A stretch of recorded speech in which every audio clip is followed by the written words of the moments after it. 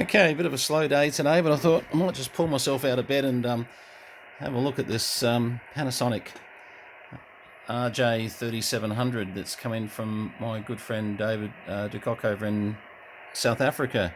Thank you, David. It's beautiful condition, really is, and a couple of things that you'll notice that are a bit different about the Panasonic RJ-3700. They did a few really innovative ideas, included a couple of innovative ideas which God help you if you've ever got to get a spare part for it, but the thing that stands out is the mode selector, which is there, AM upper and lower sideband, with the clarifier on the outside. So when I say it would be interesting to see about spare parts, I'd have no problem with the PA squelch, the volume, RF gain, and the delta tune. They still use an AM delta tune concept, even though they have a clarifier, so interesting that they did that. This was more because of the Panasonic AM sets, which I've got all the other AM sets in stock here, but this was a bit unnecessary. I think they just needed to find a spot to, or they had a spot to put something, but anyway, that's and they called it a wide clarifier for AM use, and don't think it had any. There's no one on at the moment, which is a pity because earlier there was some US stuff coming in on AM and all around the place. Just having a quick now. Oh yeah, no, yeah, sorry, it does. It goes 1 kilohertz up, 1 kilohertz down on sideband as well. Okay, fair enough. And then if we go to AM, goes to the left and right of it. Can't really tell much difference there. It'd be good if we had some Super Bowl stuff coming through, or Channel 11 from the US at the moment, but no, there's nothing. Anyway, doesn't matter. Fully operational, working like a dream, this thing. Someone's dropping a carrier there, which you can see how the clarifier works, at least from their carrier. And you can see how the delta tune works. We get rid of him there and go down 1 kilohertz, comes up even stronger. So, not quite sure who's dropping that carrier, but it's definitely, oh, there you go, that finished dropping a carrier and started again. Okay, really like the microphones on these things. Look at these, they're just, a lot of style. Look, I'm used to the Panasonic mics, so I've got some other Panasonic radios, but and most of mine are all boxed like these ones here, but and that's what really brought me to want to grab this off David is, as you guys know, I'm not actually collecting as such anymore on the large scale of things.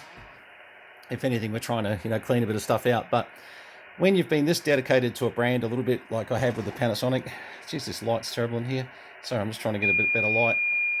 Whoever that is coming up in signal. So I would say we've got some skips going to come in fairly soon. Look at that. That was someone playing with an amplifier there or something. A little bit strange. But signal went definitely up like a yo-yo there. JDW229 just testing 1 2 3 4 5 1 2. I thought they might come back to me. Now, I was on channel 36 before, adjusting the frequency. 1 2 1 2 3 4 5 1 2. That was over there on that one there. 1 2 1 2 3 4 5. So what I was doing, normally what we do, I've got to be honest, let's turn him down for a minute. Normally what we do is we run out to the workshop and set him up by oscillator. Let me just turn this down because this is going to drive us mental otherwise on the other one over here. This one here is on perfect on 365.0. So it was easy for me to listen to my voice and make a change to the frequency. Now, I'll show you inside in a second, but basically inside the radio, C82 is lower sideband, C84 is upper sideband. Not so simple to adjust. We'll get into that in a second because there's a few things to consider. But have a look at this paperwork. Original manual, just amazing. I've got the service manual, which David was kind enough to email to me actually, and just by by coincidence. Good mate of mine, Ray, needed a manual, and I said, I actually know where that one is. I just actually sent that over to him. Just normal citizen band notice, warranty cards, etc. And this is the US FCC fill in, get your license back in the old days. And the more warranty information from Panasonic. Look at that, eh? And all that stuff matters. I think it does anyway. Let me just show you very quickly a couple of things. One, people didn't really understand when David was advertising what the bracket meant, and people just thought, like, it's just a bracket, you know, what's the big deal? Well, huge deal. Let me show you why.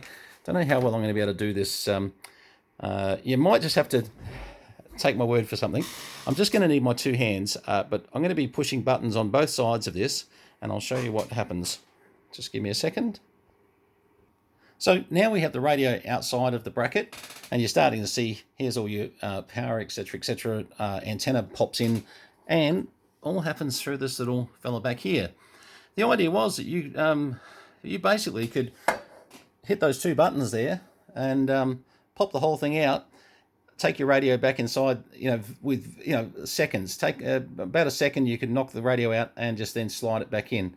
And in the days when these things were being stolen so much, yes, I imagine, you know, I imagine these antenna connectors here, you'd have to keep an eye on those a little just for maintenance. Sorry, over there, just to make sure that was doing what it needed to do, and wasn't sort of becoming a you know, sort of high resistance point or anything. But it looks pretty good. It's spring loaded the way that it goes in there, so it does clip in pretty well. As you can see, this has got the CB9 SA sticker on it, but this is obviously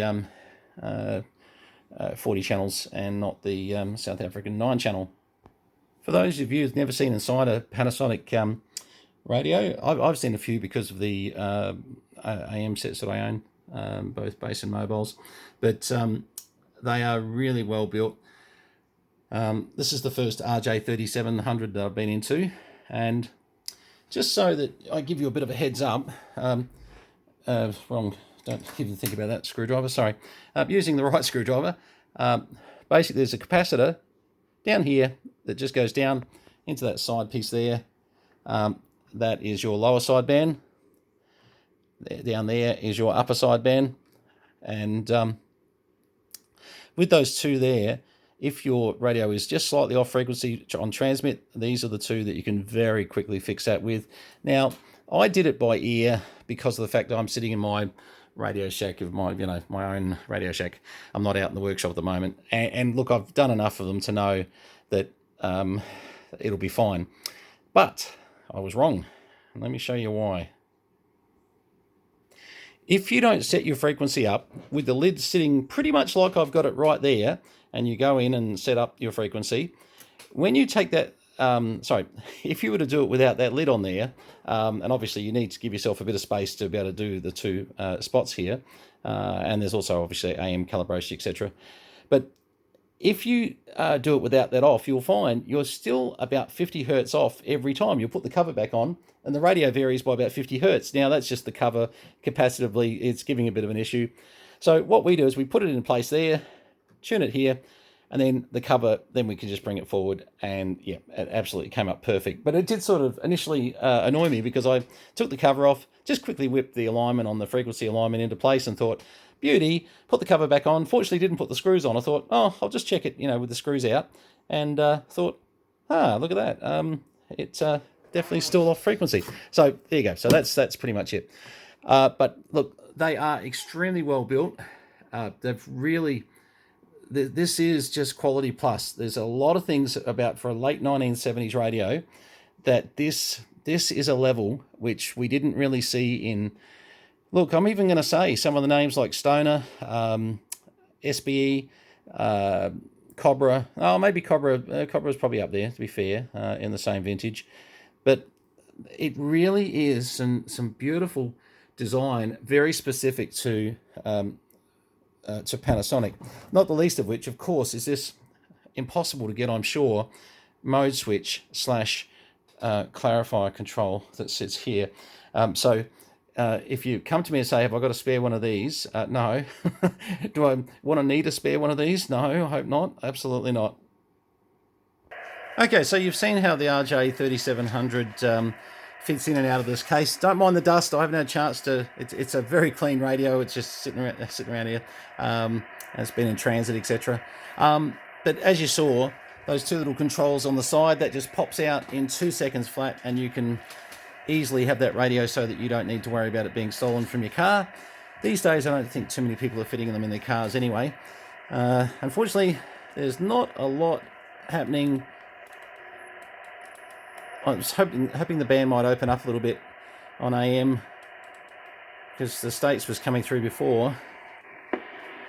Receiver on this thing, by the way, is absolutely beautiful when the bands are opening up. Still getting used to the center control being the mode switch and the outer control being the clarifier. I'll just try one more time just in case. Was a chap mobile in Albury. The chap that was mobile in Albury, you still copying us at all? JDW229 in Tangambalanga? Never know, still might be about. Oh, it's really down. Oh, really down in signal at the moment. Might be a bad spot, but yeah. I had to readjust that frequency with the case on a little bit. Would you believe it? That's still sounding okay to you?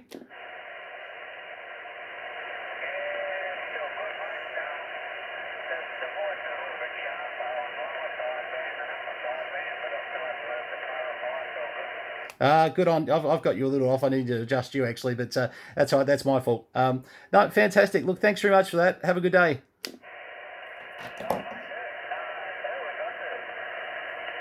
Oh, sorry. Name's Brenton. Name's Brenton. I'm 229 out at Tangambalanga. Go ahead.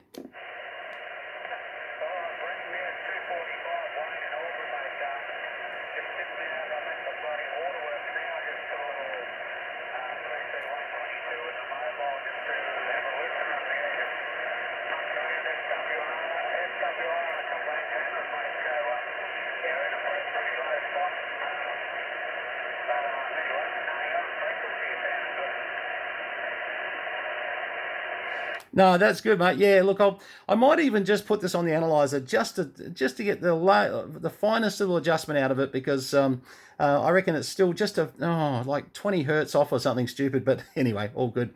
Thanks, Wayne. Thanks for the test, mate. Really appreciate that. I'm just doing a bit of a video on this radio, so yeah, I really appreciate that.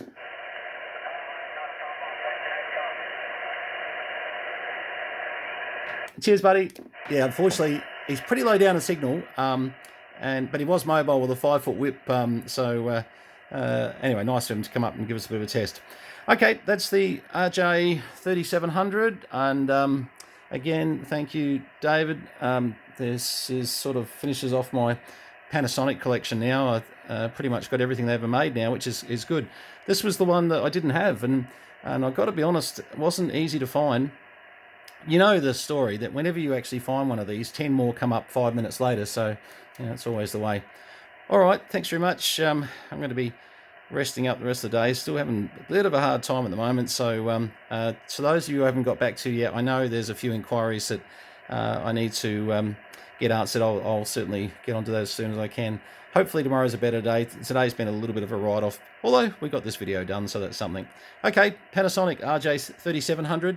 All the best 73s from Brenton, Tangambalanga, Northeast Victoria, Australia. Cheers all.